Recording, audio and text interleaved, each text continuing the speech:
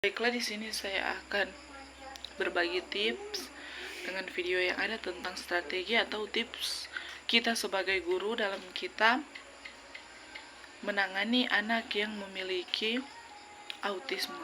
Nah, penanganan anak autisme dilakukan bertujuan untuk kita mengoptimalkan potensi anak tersebut. Karena kita tahu bersama bahwa ketika anak autisme, mereka mempunyai pola pikir atau mempunyai sifat-sifat atau perilaku yang berbeda-beda. Jadi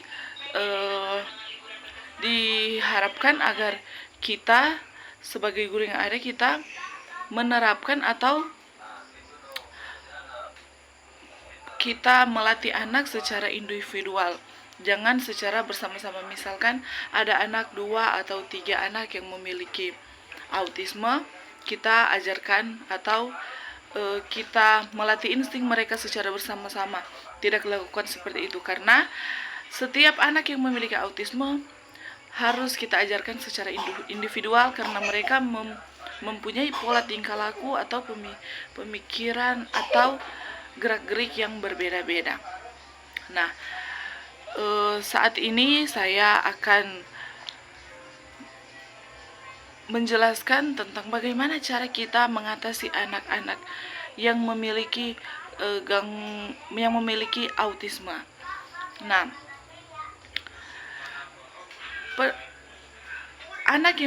anak autisme itu selalu tidak selalu berpikiran, ada mungkin contohnya ada anak autisme yang hanya diam,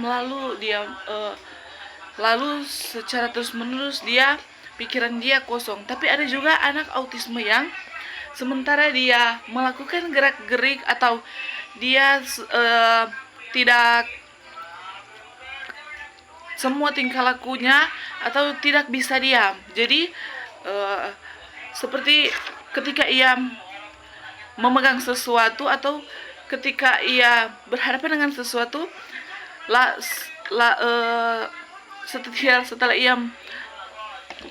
setelah ia menemukan sesuatu, selalu harus dilemparnya atau dibantingnya barang yang sudah ia lihat atau ia pegang.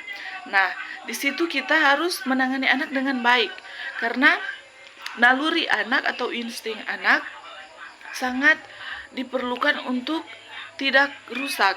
Nah, di situ ketika kita melihat anak yang memegang barang yang ia ambil lalu ia buang, seperti mungkin gelas yang ditaruh di meja makan yang tidak sengaja ia lewati, lalu ia ambil lalu ia langsung lemparkan.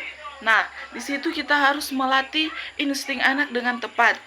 Kita tenangkan anak tersebut, kita tenangkan, lalu sembari kita membilang atau sembari kita mengucapkan kata-kata yang membuat pikirannya sejuk, yang membuat ia tidak berpikiran lebih keras, atau kita aduh jangan ya seperti itu ya. Kita harus mencontohkan anak dengan nada yang lembut agar supaya ia tenang.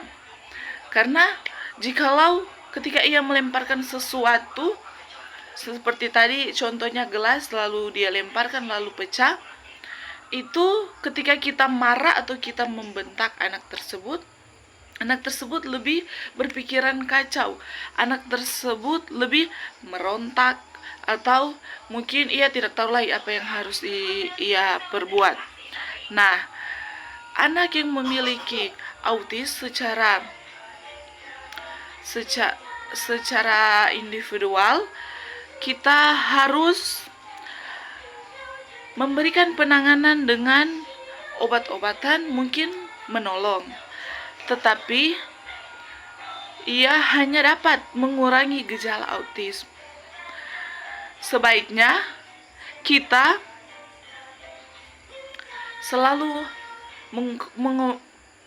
berkomunikasi dengan anak autisme dengan hati-hati, dengan lembut, dengan pikiran yang sehat, agar supaya anak autis tersebut tidak memiliki insting naluri yang kasar. Dia selalu memiliki naluri yang tenang. Memang kita tahu bersama kalau anak autisme itu memang anak autisme itu tidak berpikir stabil atau tidak berpikir seperti anak-anak biasanya. Tapi marilah kita terapkan pola selalu memberi support kepada anak autis agar supaya ia lebih di dalam hatinya mungkin ia berpikir, oh ternyata kita ini selalu disupport oleh semua orang yang ada, baik kita lakukan di lingkungan rumah, di lingkungan sekolah, baik di masyarakat yang ada.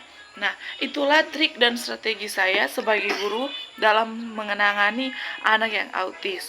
Terima kasih.